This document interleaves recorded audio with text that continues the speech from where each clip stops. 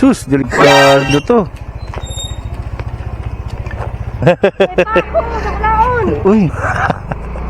Kahit bagong gulong mo, pag nagulungan mo yun, patay. So, hello guys. Welcome to Mark Gen Moto. So, kumusta kayo mga guys? Today is November 21. Medyo matagal-tagal din tayong hindi nakapag-vlog. Baka 1 week yata, 1 week mahigit. Kasi parehas kami ni Mrs. na medyo sumama ang pakiramdam. Nilagnat, inubo, yan. Uso sa mga panahon ngayon, mga ganyang sakit. Kasi malamig na ang panahon. Tapos sa umaga mainit, tulad ito, mainit. Kaya ingat-ingat kayo guys. Mas maigi kung may mga vitamins kayo, inumin nyo na, panangga. Kasi di may iwasan talaga yan na kakaroon tayo ng mga sakit-sakit. Ganitong klaseng season. So ngayon is nandito tayo sa Magsaysay Avenue guys. Kasi pupunta kami ni Mrs. na market, bibili ng paninda. Naisipan ko dito kami dadaan sa may Panganiban. Guys, maraming salamat sa mga nagso-subscribe sa akin dito sa YouTube and dito rin sa Facebook. Maraming salamat guys. Itong Facebook ko nag-start ako dito nung June. May page ako sa Facebook pero hindi ko masyado siyang ginagamit. Until one day habang nanonood ako ng YouTube, isang vlogger doon na sobrang idol ko. Isa siyang ghost hunter, si Boss Rino. Inspire ako sa kwento niya na wala na siyang trabaho since nung last na episode niya sa Probinsyano. Dati siyang goons sa Probinsyano kay Coco Martin. Na-inspire ako sa kwento niya nung sinabi niya sa vlog niya na ever since na nawala siya sa Probinsyano, naging hanap buhay na lang niya is vlogging. Kaya hanggang sa tuloy-tuloy. Ngayon, na siya. Umabot na siya ng 1 million subscribers na. Kaya congratulations kay Sir Boss Rino. Idol. Tapos yun, siya nag-advise na tuloy-tuloy lang pagbablog. Kahit walang manonood, basta tuloy-tuloy lang upload.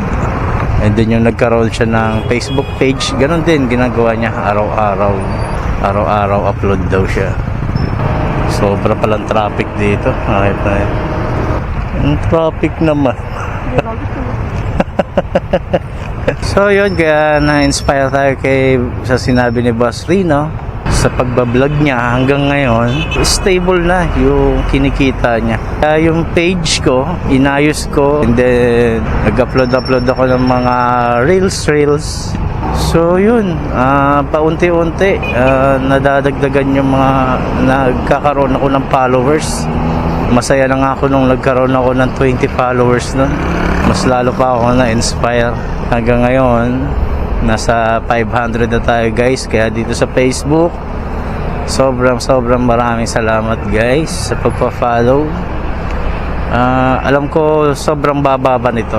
Someday lalago din at patuloy pa rin akong gagawa ng mga video. Pero for now, ngayon itong Facebook account ko is monetize ni Meta na kumita ng pera pero sa pamamagitan lang ng pagsisend ninyo ng star. Kaya maraming salamat kay ma'am na nagbigay sa akin ng kauna-unahang 5 star. Sobrang tawa ko niya nung nakita ko na may nagbigay sa akin ng 5 star. Yun pala ang feeling, yung saya na makareceive ka ng ganon, na may naka-appreciate ng mga videos na ginagawa mo. Kaya sobrang maraming salamat. Hindi ko naman hinahangad na maging sikat or kilala. Sa akin lang is yung sa kumita ng pera is yung magkaroon ako ng reference na in the future na matatanda na kami ng misis ko sa pamamagitan ng social media, matu-throwback kami na nakikita namin yung panahon na malakas pa kami, marunong pa akong magmotor tulad ngayon. Pagdating ng araw, sadly is mahina ng katawan natin.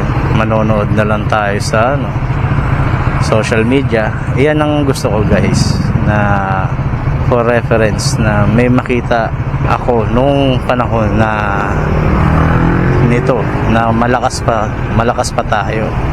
Ano ba nangyayari? Ano ba nangyayari dito?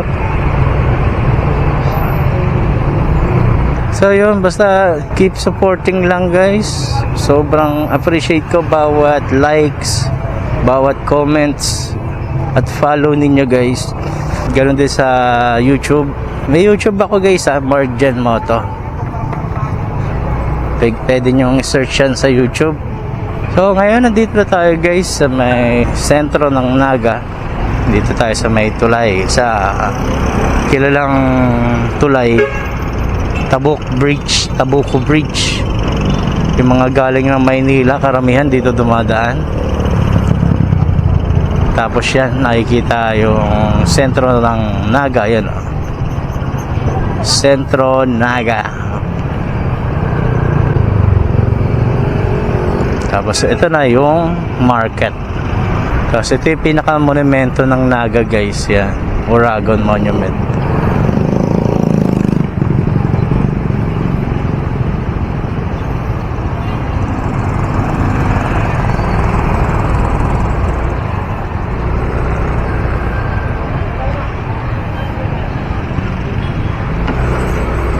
Yan, nakita tayo dito sa second floor.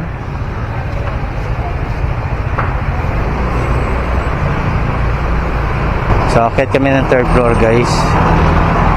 Kasi doon may bilihan ng ano. May bilihan ng murang karne. Kasi mura lang naman ang hinahanap namin.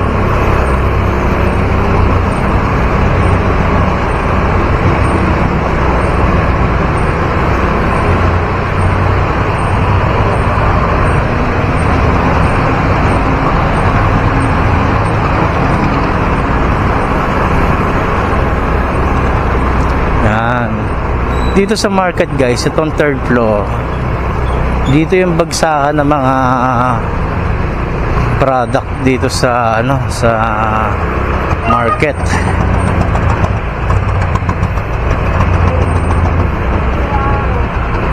Yan, tulad ito, galing ibang probinsya yan or galing ibang lugar, dito binabagsak sa roof deck ng market. Pare ko. So antay lang natin si Mrs. dito kasi bibili siya ng uulamin namin. Yan ang asawa ko. Dapat mo papakita. So ipapakita sa inyo guys yung ano. Doon sa may J. Hernandez.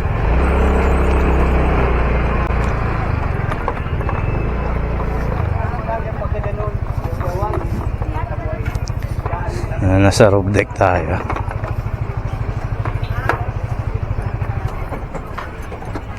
Ayan. Ang ganda dito guys. Oh. So ito guys. Oh. Yan. Ito yung ano bang street to? J. Hernandez Street ba to? Nasa third floor tayo guys ng market. Ito roof deck. Yan.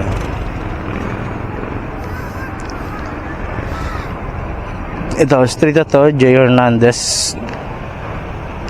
Tama ba ako? J. Hernandez.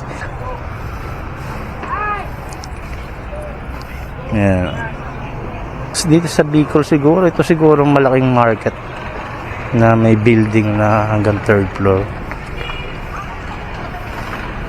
Yan. Meanwhile, ano ba yan? Nauubo na tayo.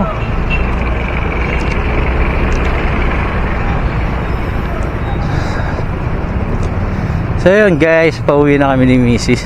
Nakapamili na kami ng mga paninda. Yan o, Uragon Monument. Dito nyo lang yan makikita sa may sentro, katabi ng People's Mall Market. Naga City People's Mall. Sige po.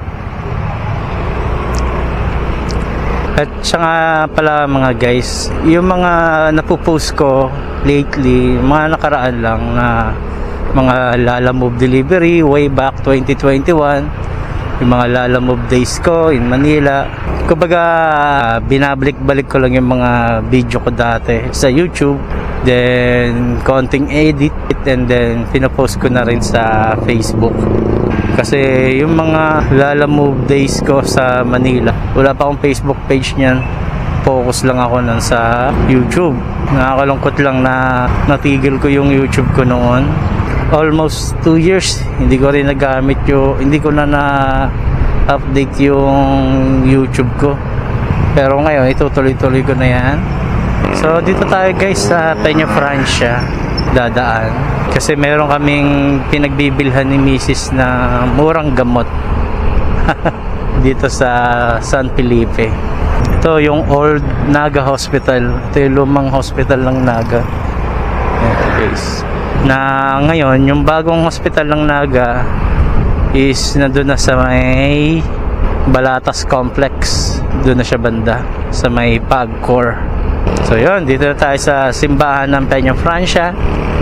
Ayan. Simbahan ng Peña Francia. Isa yan sa mga kilalang simbahan dito sa Naga, Peña Francia. So yun guys, dito kami sa may San Felipe. Dito yung may bilihan kami na murang gamot. Yan, ito yung pharmacy.